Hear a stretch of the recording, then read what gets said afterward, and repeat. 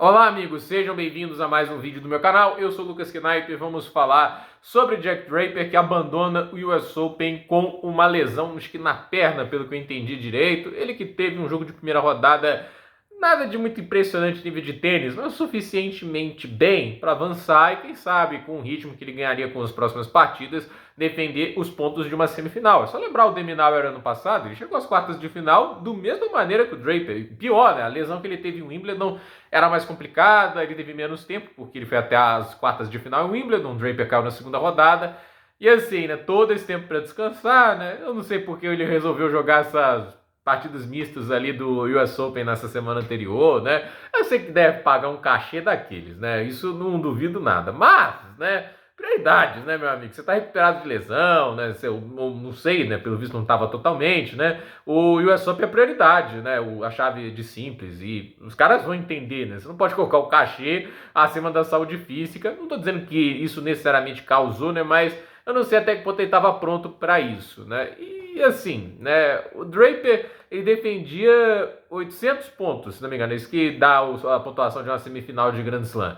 A queda grande, ainda mais para alguém que já vem pontuando cada vez menos. O último grande torneio do Draper, e assim, grande, né? Oitavas de final de Roland Garros perdendo para o Bublik. Teve uma campanha ruim, mas também, assim, não é aquele negócio, nossa, que campanha fantástica, né? Oitavas de final, 200 pontinhos pro ranking, né?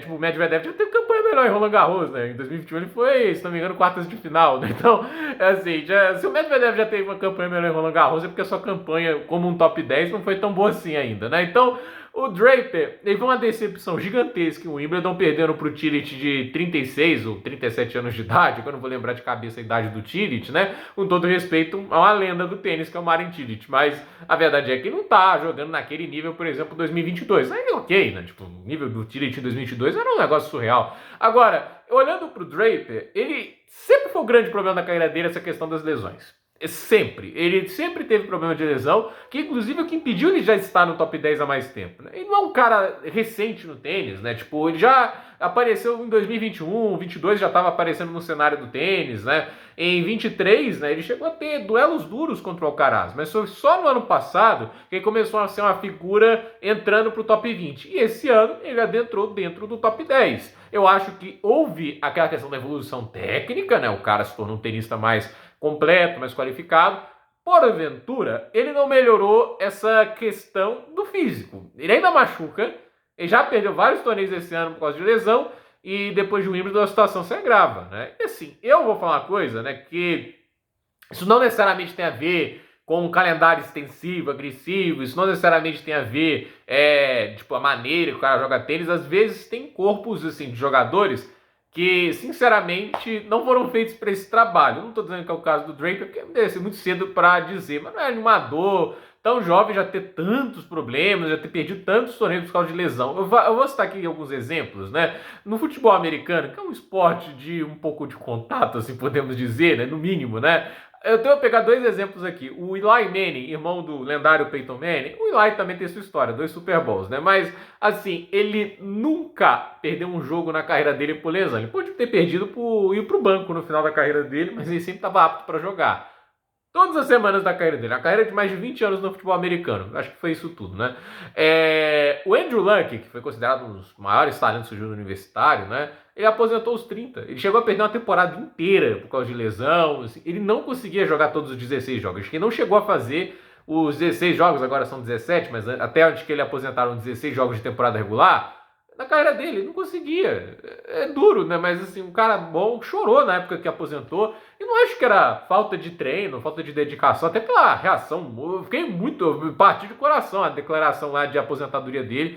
O cara não conseguia se manter saudável. E a gente pensa assim, muita gente fala, você quer que o João vire o Del Potro e o Tim? Mas eles são casos muito específicos, né? Tipo, tem atletas que têm rotinas intensas e estão lá ainda, né? Tipo, vamos parar pra pensar que o Monfils tem quase 39 anos e ainda tá jogando tênis na intensidade. Ok, não joga tantos torneios hoje, né? Mas ele joga na intensidade relativamente alta ainda, né? Tipo, a maneira que ele joga é extremamente física, né? Mais do que o próprio Tim. O Tim era muito mais apoiado em técnica. Não tô dizendo que o Tim não era físico, mas assim, a questão é, o jogo do Monfils era muito baseado nesse atleticismo, no uso muito agressivo do corpo dele, da elasticidade, né, de ele conseguir bater em movimento, etc.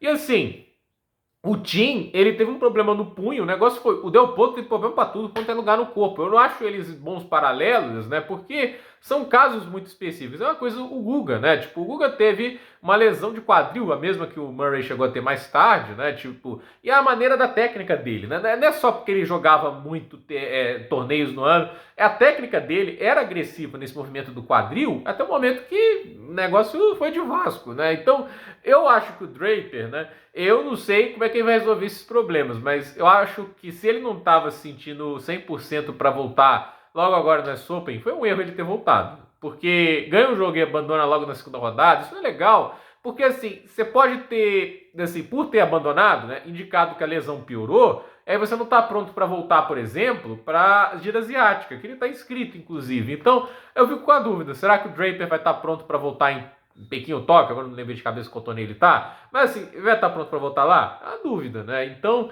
eu acho assim, dói perder um grande slam, ninguém quer sair, mas eu acho que nunca é inteligente forçar o corpo nesses momentos, e me parece que o Draper não estava 100% no jogo, isso talvez explique porque o desempenho dele não foi lá aquelas mil maravilhas, mas de qualquer maneira, né, é preocupante esses problemas físicos, da maneira que eles são uma constante na carreira dele, né? Tipo, tem tenista, como eu disse, ele tem uma rotina intensa e não machuca. O próprio Alcaraz, a gente fala que ele machucava muito, mas se a gente para pra pensar esse ano, né? Ele só perdeu realmente Madrid, né? Tipo, de resto ele tá aí, tá muito bem fisicamente. Então, ver agora, né, o que acontece pro Draper na gira asiática, até porque esse é um momento da temporada que, teoricamente, ele é forte, né? Gira de quadradura, etc. E, assim, ele perdendo esses pontos pode comprometer até uma briga lá pro ATP Finals. Acho difícil ele sair, né, da lista da ATP Finals, mas não é improvável. Então, gente, por esse vídeo é isso. Dúvida nos comentários, deixe seu like, se inscreva no canal, compartilhe esse vídeo e até o próximo vídeo.